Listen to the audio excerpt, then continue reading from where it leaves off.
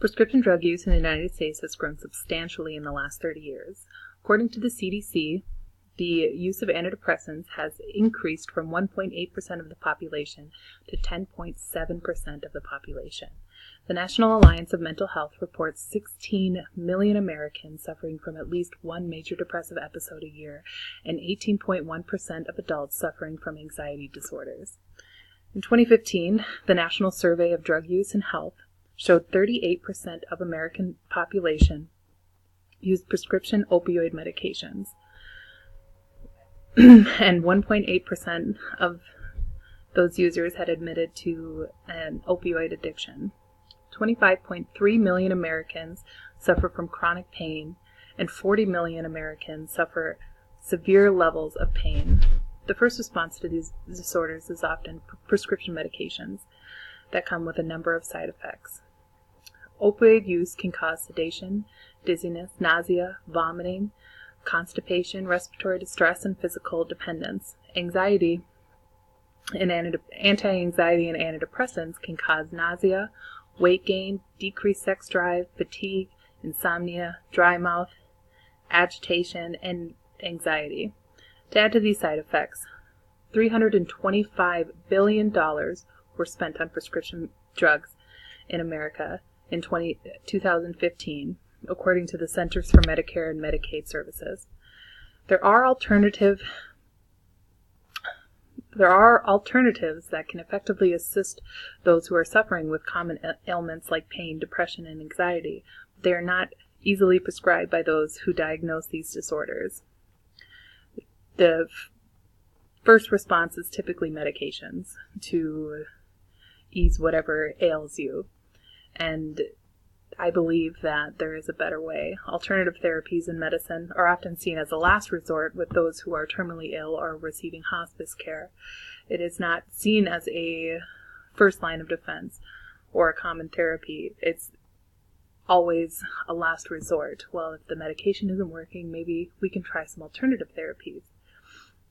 I believe that as a country, our use of pharmaceuticals could be minimized if alternative therapies were a common practice instead of a last resort.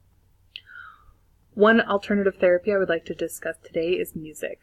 Music is readily available to nearly everyone in the country and is extremely cost-effective with a wide variety that appeals to any generation and no side effects.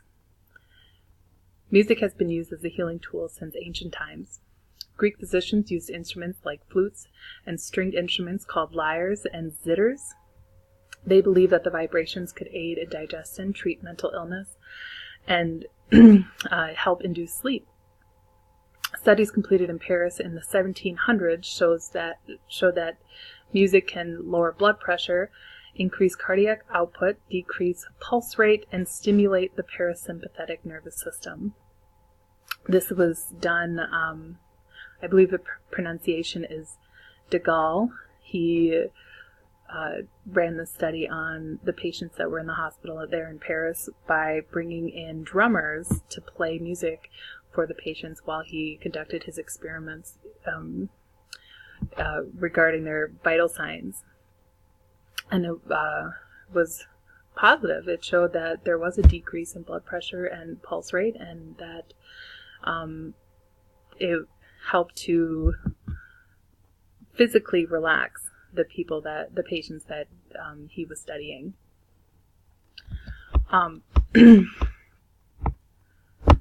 Today, our advanced technologies and brain mapping have been able to study the effects of music on the brain.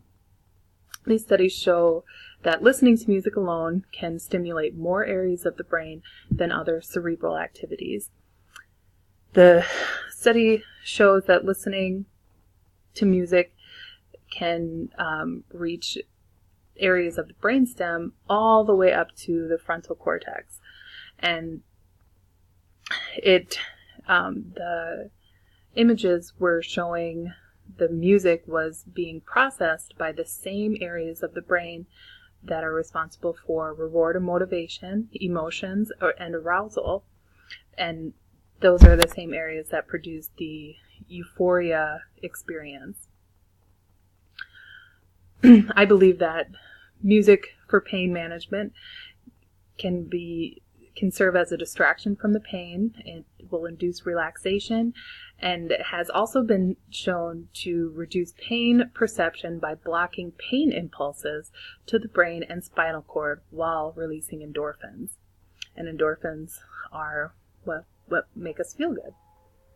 Studies have also shown that music therapy can reduce anxiety in a number of settings, including pre-op and post-op procedures, which aids in the healing process of the patient. These same effects have been shown in geriatric care, improving social, psychological, intellectual, and cognitive performance while helping with mood and providing comfort and relaxation. I have my own experience with this. I've worked in geriatrics for about 5 years now, and I worked on a dementia unit for about 2 years, and music was used quite often in groups, and I saw it a lot with our hospice patients where they would have a music therapist come in and spend time with them, and it really had some positive results in just calming the person down and helping with different behaviors. One person in particular that I cared for personally on a daily basis as a nursing assistant, she would always say that she was in pain anytime you tried to do anything for her. If you had to transfer her on a lift, if you had to roll her over, she just, I'm in pain, oh, that hurts, oh, that hurts. But I started to sing with her while I was providing cares for her, and all of that stopped. The repetitive ouch, ouch, ouch, and saying that she was hurting, it didn't happen when I cared for her because we would sing together. So it was a very positive experience that I've had using music therapy in my own practice. And I feel like if this was used as a first line of defense, it could dramatically decrease the amount of pharmaceuticals that people are ingesting nowadays. And along with that, it would combat a lot of the side effects that people are having and reduce the amount of drug interactions, especially for those people who are on medications for cardiac disorders. And this using alternative therapies like music is something that can be used for everyone. That is my speech for the day, and thank you for listening.